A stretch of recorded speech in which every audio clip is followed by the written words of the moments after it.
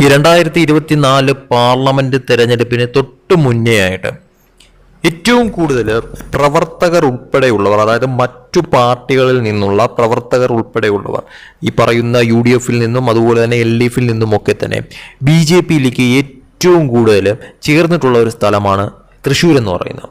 തൃശ്ശൂർ തീർച്ചയായിട്ടും BJPക്ക് ഒരു MP ഉണ്ടായ സ്ഥലമാണ്. അതുകൊണ്ട് തന്നെ BJP സംബന്ധിച്ചിടത്തോളം ഏറെ ഗുണകരമായി മാറിയ ഒരു സ്ഥലം തന്നെയാണ് തൃശ്ശൂർ എന്ന കാര്യത്തിൽ സംശയമില്ല. അതോടൊപ്പം തന്നെ ഒരുപാട് പേര് മറ്റു പാർട്ടികൾ വിട്ടുകൊണ്ട് BJPയിലേക്ക് എത്തിയ ഒരു സ്ഥലം കൂടിയാണ് തൃശ്ശൂർ എന്ന് പറയുന്നത്. അതിൻ്റെതായ ഗുണം BJPക്ക് ഉണ്ടായി എന്നുള്ളതും വാസ്തവമായിട്ടുള്ളൊരു കാര്യം തന്നെയാണ്. എന്നാൽ അവിടെ ഈ പറയുന്ന മാതിരി സുരേഷ് ഗോപി ജയിച്ചതിന് ശേഷവും പലതരത്തിലുമുള്ള മാറ്റങ്ങൾ തൃശ്ശൂർ ഉണ്ടായിട്ടുണ്ട് എന്നുള്ളത് വാസ്തവം തന്നെയാണ്.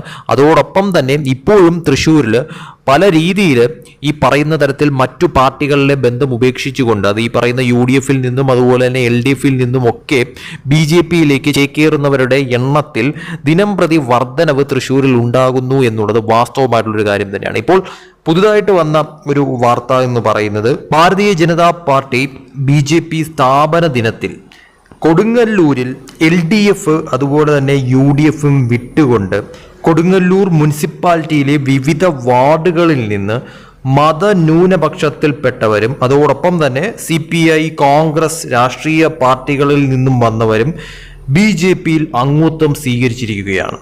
തൃശ്ശൂർ സൗത്ത് ജില്ലാ പ്രസിഡന്റായിട്ടുള്ള ശ്രീ AR ശ്രീകുമാറാണ് അംഗത്വം നൽകി ഇവരെ സ്വീകരിച്ചിരിക്കുന്നത് BJPയിലേക്ക്.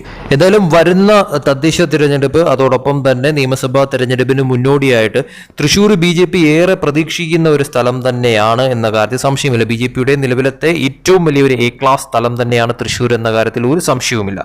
അതുകൊണ്ട് തന്നെയും തൃശ്ശൂരിൽ ഉണ്ടായിക്കൊണ്ടിരിക്കുന്ന ഓരോ ചെറിയ മാറ്റവും അത് BJPക്ക് അനുകൂല ഘടകമാകുന്ന തരത്തിലോട്ട് മാറുമ്പോൾ തീർച്ചയായിട്ടും ഇടതുപക്ഷമായാലും വലതുപക്ഷമായാലും പോലെ പേടിക്കേണ്ട കാര്യമുണ്ട് എന്നുള്ളത് വാസ്തവം തന്നെയാണ്. പ്രത്യേകിച്ച് ഈ പറയുന്ന പാർട്ടികളിൽ നിന്നുമൊക്കെ തന്നെ ഈ പാർട്ടി ബന്ധങ്ങളെല്ലാം ഉപേക്ഷിച്ചുകൊണ്ട് BJPയിലേക്ക് ചേക്കേറുന്ന തരത്തിലോട്ട് കാര്യങ്ങൾ മാറുമ്പോൾ അത് BJPക്ക് തീർച്ചയായിട്ടും ഗുണകരമായി മാറുന്ന കാര്യമായി മാറുമെന്നുള്ളതും വാസ്തവം തന്നെയാണ്. അതുകൊണ്ട് തന്നെ വരുന്ന തദ്ദേശ തെരഞ്ഞെടുപ്പും നിയമസഭാ തെരഞ്ഞെടുപ്പും ലക്ഷ്യം വെച്ചുകൊണ്ടുള്ള BJPയുടെ തൃശ്ശൂരിലെ ഈ ഒരു മുന്നേറ്റങ്ങളൊക്കെ തന്നെ ഏത് തരത്തിൽ UDF LDF ഒക്കെ തടയിടാനാകുമെന്നുള്ളത് ഏറ്റവും വലിയൊരു ചോദ്യമായി നിലനിൽക്കുന്ന ഈ ഒരു ഘട്ടത്തിൽ തന്നെയാണ് ഇപ്പോൾ ഇവരുടെ പാർട്ടികളിൽ നിന്ന് തന്നെ UDF LDF നിന്നുമൊക്കെ തന്നെ നിരവധി പ്രവർത്തകരും അതോടൊപ്പം തന്നെ പാർട്ടിയിൽ ബന്ധമുണ്ടായിരുന്നവർ ഉൾപ്പെടെയുള്ളവർ ഇപ്പോൾ BJPയിലേക്ക് ചേക്കേറിക്കൊണ്ടിരിക്കുന്നത്.